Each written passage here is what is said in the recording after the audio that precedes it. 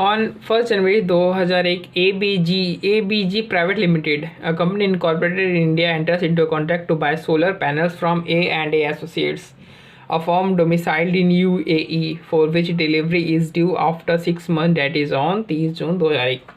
एक कंपनी है, एक इंडियन कंपनी है, वो पहली तारीख को यानी फाइनेंशियल ईयर के शुरुआत में ही एक यूएई कंपनी के साथ एक कॉन्ट्रैक्ट में एंटर होती है, जिसके तहत वो यूएई कंपनी से 30 जून को यानी ठीक आज से 6 महीने के बाद सोलर पैनल्स परचेज करेगी।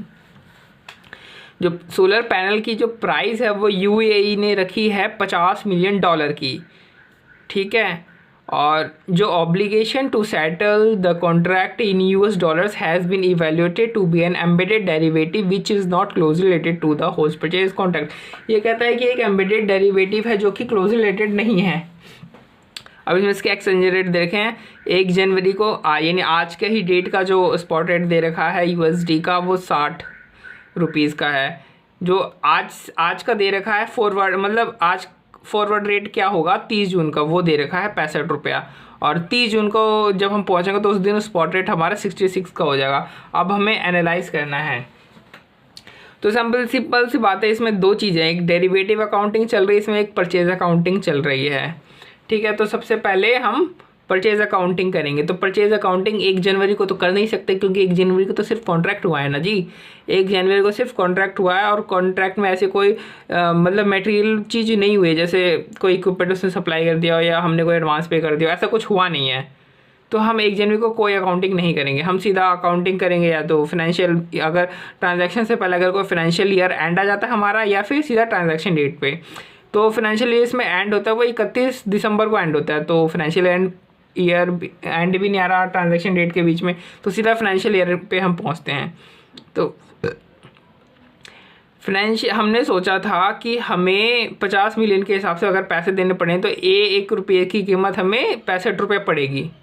हमने ये सोचा था कि हमें 65 रुपये पड़ेगी, लेकिन जो फाइनेंशियल ईयर एंड आया तो तरीके हमें पता चल गया यार ये तो भाई हम तो डूब गए, रेट तो 65 की जगह 66 होगी, यानी हमारा 1 रुपया इसमें अनफेवरेबल हो गया, 1 रुपये के हिसाब से अनफेवरेबल हो गया, यानी हमारा जो है लॉस बढ़ गया। तो हम क्या करेंगे,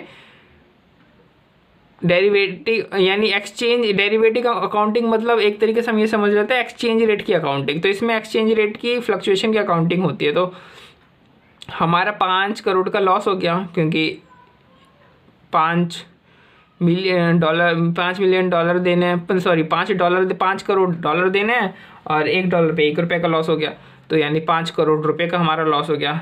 तो हमने इसलिए DFL हमने बुक कर दिया, डेरिवेटिव फाइनेंशियल लायबिलिटी, क्योंकि ये अनफेवरेबल है हमारे लिए और 5 करोड़ का लॉस हो गया, इसलिए पेंडल बुक कर दिया।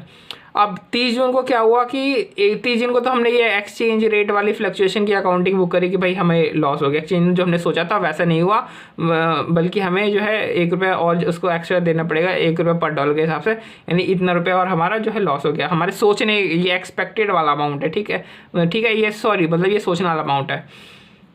हमने सोचा था नहीं ऐसा हुआ, तो इसके चक्कर में लॉस हो गया। अब परचेज़ को हम क्या सोचेंगे, हमने सोचा था कि हम इतने रुपए दे करके हम क्या कर लेंगे, परचेज़ कर लेंगे। तो हमने वो वाली अकाउंटिंग करी 30 जून को, कि 30 जून को जो ये हमारा एक्सपेक्टेड अमाउंट था परचेज़ का, ये हमने एंट्री पास कर दी। लेकिन फिर बाद में क्या किया, जो एक्सपेक्टेड अमाउंट थी इसमें हमने फ्लक्चुएशन नेट एक्सचेंज गेन या लॉस जो था वो हमने एडजस्ट कर दिया। यहाँ पे ये देखो, यहाँ पे क्रेडिटर को हमने 5 करोड़ से बढ़ा दिया और जो फाइनेंशियल लायबिलिटी थी उसको ख़त्म करी और क्रेडिटर को बढ़ा दिया, नहीं एडजस्ट किया।